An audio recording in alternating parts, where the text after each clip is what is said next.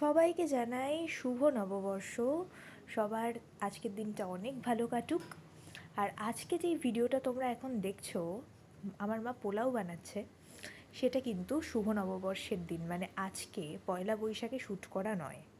Post করছি আজকে, কিন্তু শ্যুট করা কিন্তু বেশ কিছুদিন আগে।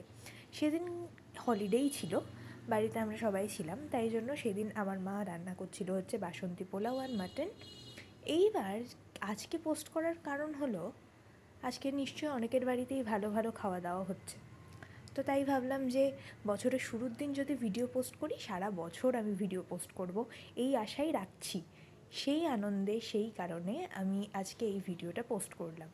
তো সেদিন ছুটির দিন ছিল, আর আমার মা পোলাও বানাচ্ছিল, আর তার সাথে ছিল মাটন, আর তার সাথে ছিল হচ্ছে গরম গরম বেগুনি।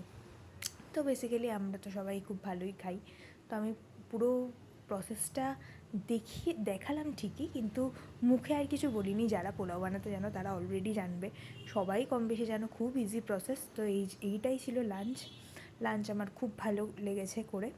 তো নববর্ষে বাটে ইটেনারিটা কালকে আমি দেবো, তার আগে তোমরা আজকেরটাই দেখো। আর সেই দিন তারপরে চলে গেছিলাম হচ্ছে ধুরন্ধর দেখতে। ধুরন্ধর খুব ভালো সিনেমা হয়েছে, আর সবাই চাইলে দেখতে পারো ধুরন্ধর দ্য রিভেঞ্জ।